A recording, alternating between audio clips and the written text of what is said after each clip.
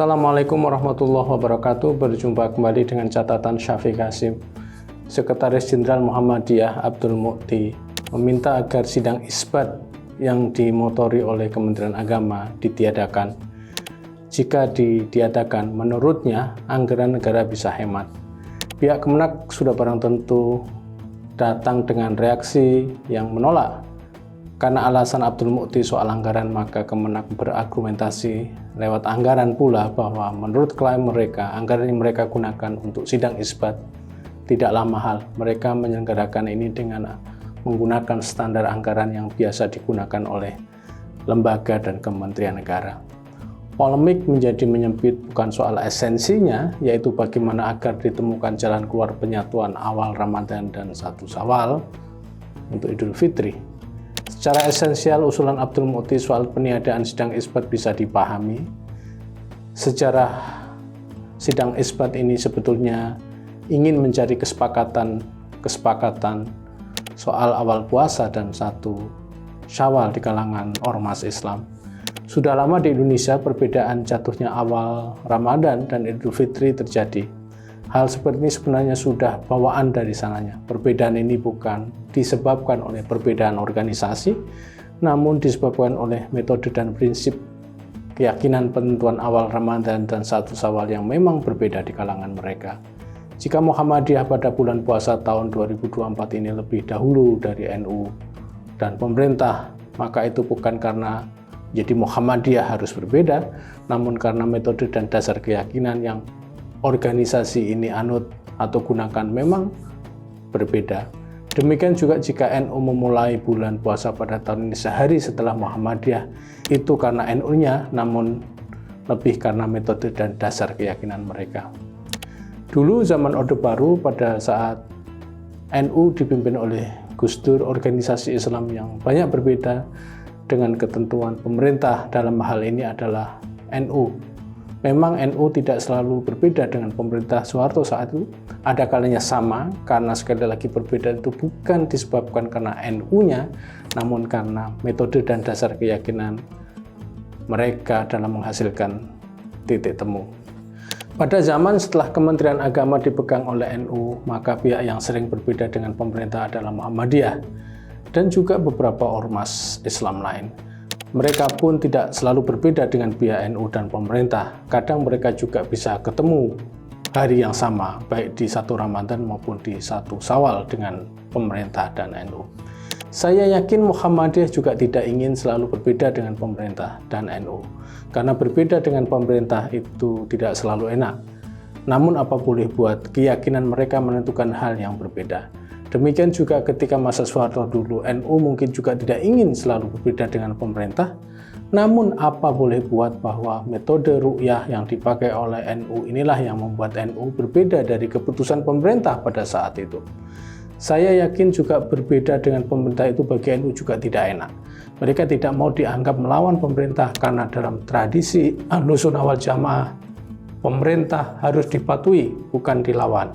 Masalahnya ketika kita menghadapi perbedaan bertahun-tahun bahkan ratusan tahun untuk menentukan 1 Ramadan dan 1 Syawal, usulan yang muncul adalah penyatuan. Ormas Islam dan pemerintah ingin agar umat Islam bisa sama hari dalam mengawali puasa dan merayakan Idul Fitri 1 Syawal. Bersatunya dalam kedua hari itu penting dan dianggap sebagai simbol kesatuan umat Islam Indonesia. Maka muncullah kemudian sidang isbat. Mana isbat sendiri adalah penentuan atau penetapan.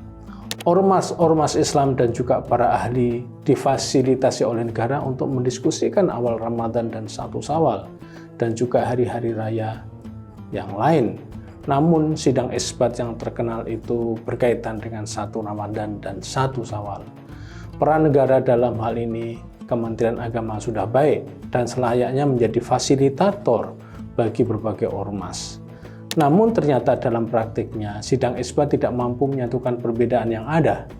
Mengapa demikian? Karena perbedaan itu terjadi karena masing-masing ormas memiliki keyakinan dan metode yang berbeda dalam menentukan 1 Ramadan dan 1 Syawal.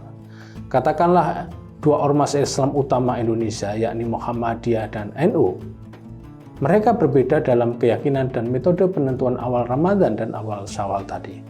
NU menekankan pentingnya ru'yah atau penglihatan mata kepala, sementara Muhammadiyah menekankan hisab.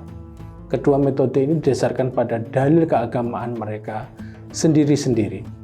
Memang perbedaan metode tidak selalu menghasilkan perbedaan hasil. Perbedaan metode bisa saja menentukan hasil yang sama, dan ini juga sering kita alami.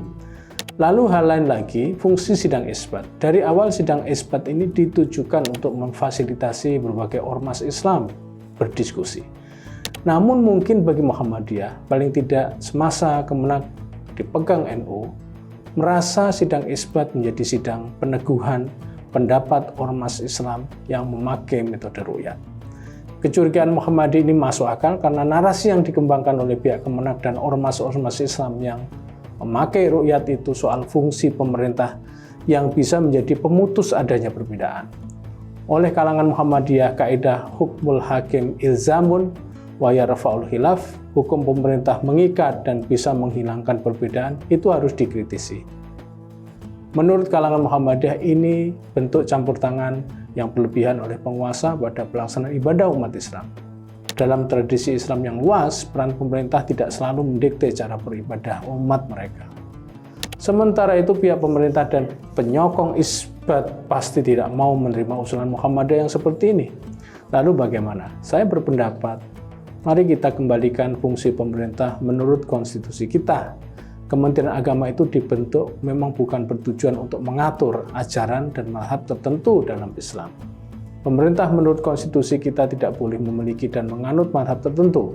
Pemerintah harus menjadi pelayan dan fasilitator untuk semua mazhab keagamaan yang ada. Jika selama ini fungsi sidang isbat itu memaksakan mazhab ru'yah dalam menentukan 1 Ramadan dan 1 Syawal untuk diikuti, maka saya setuju dengan usulan Abdul Mu'ti tadi.